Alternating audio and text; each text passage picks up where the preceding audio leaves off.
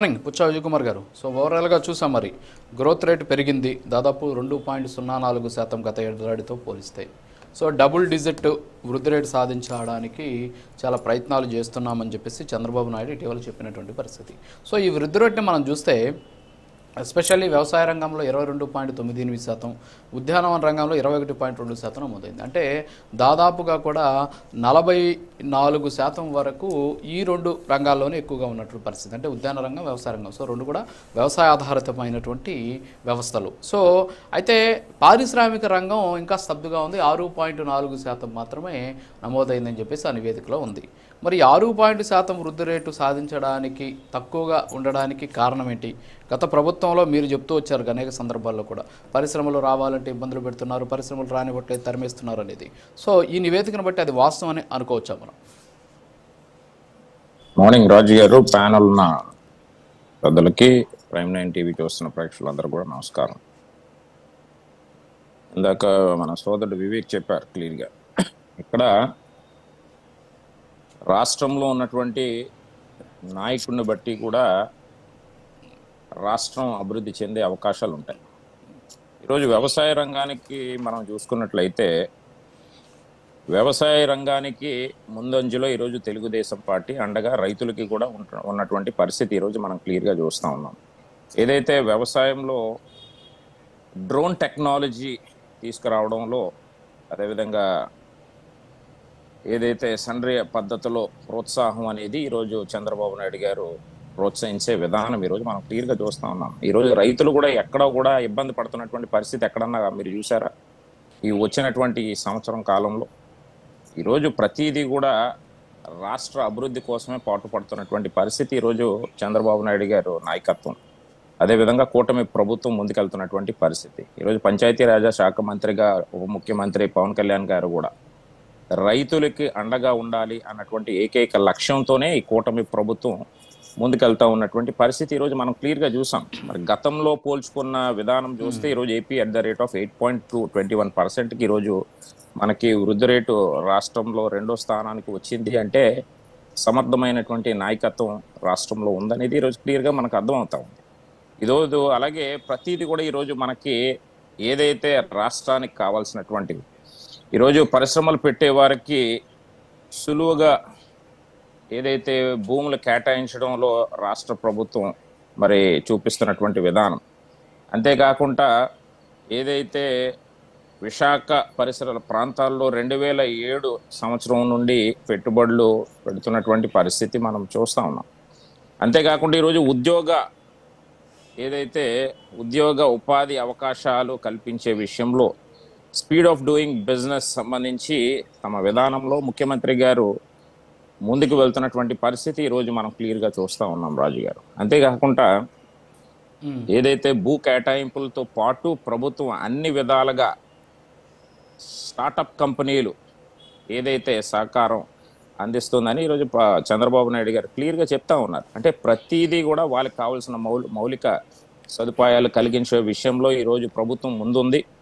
ఈరోజు పరిశ్రమలు అనేది పెట్టుబడిదారులు వస్తేనే ఈరోజు రాష్ట్రం అభివృద్ధి ఇంకా ముందుకు వెళ్తున్నటువంటి పరిస్థితి ఈరోజు మనకు క్లియర్గా కనిపిస్తూ ఉంది.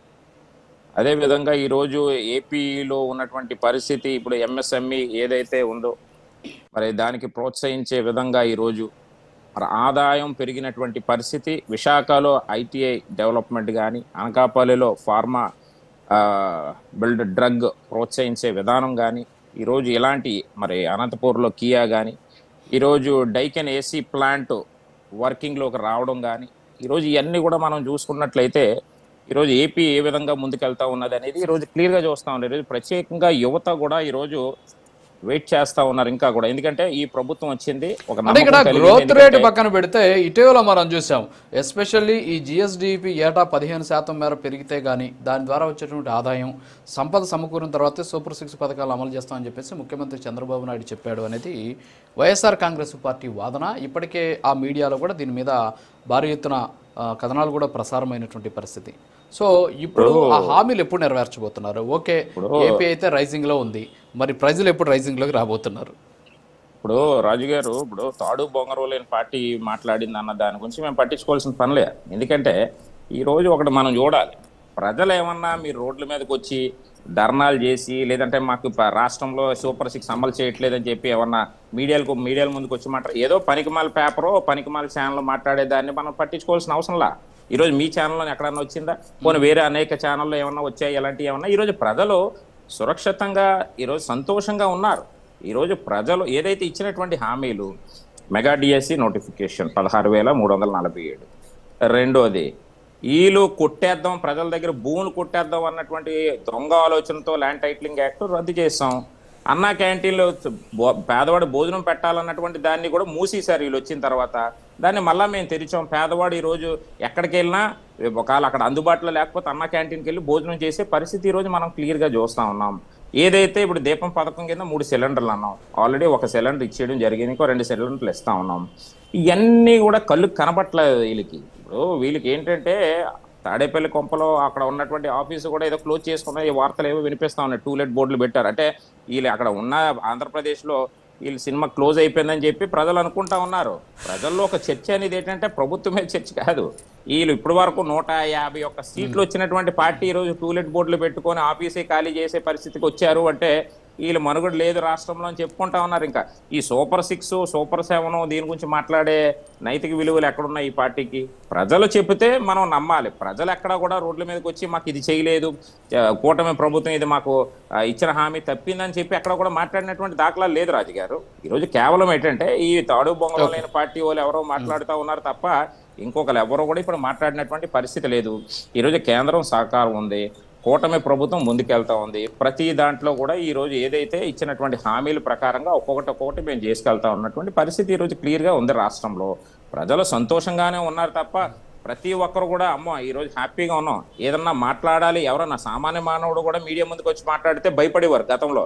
ఈరోజు వాళ్ళు స్వేచ్ఛగా వచ్చి మాట్లాడుతూ ఉన్నారు. ఎస్, ఏదన్నా మేము చెప్పగలిగే, మీడియా ముందు కూడా చెప్పగలిగే మాకు ఆ హక్కు ఈరోజు వచ్చింది, గతంలో ఆ హక్కు లేదు, ఏమన్నా ఉంటే మమ్మల్ని తీసుకెళ్ళి మమ్మల్ని కూడా ఇబ్బందులు పెట్టినటువంటి పరిస్థితి అని క్లియర్గా చెప్పినటువంటి పరిస్థితి చూసాం రాజు గారు. ఈరోజు ప్రజలు ఎవ్వరూ కూడా ఎక్కడా కూడా ఇబ్బంది పడుతున్నామని చెప్పి చెప్పినటువంటి పరిస్థితులు చెప్పండి. ఏదన్నా ఒకవేళ అలా చెప్పిన వాళ్ళు ఉన్నారు అంటే అది పేటీఎం బ్యాచ్ వాళ్ళు క్రియేట్ చేసినటువంటి వీడియోలు అనుకోవచ్చు. పేటీఎం బ్యాచ్ ఈ ఎవరైతే వైసీపీ వాళ్ళు క్రియేట్ చేసినటువంటి వాళ్ళ తాలూకా వ్యక్తులను పెట్టి చేసినటువంటి పరిస్థితి కావచ్చు. కానీ ప్రజలు అయితే ఎవ్వరూ కూడా ఇక్కడ ఇబ్బంది పడుతున్నటువంటి పరిస్థితి ఎక్కడా కూడా క్లియర్గా లేదు అనేది క్లియర్గా కనిపిస్తా ఉంది రాజు గారు. ఓకే, గుడ్ మార్నింగ్ వెంకటరెడ్డి గారు. So overall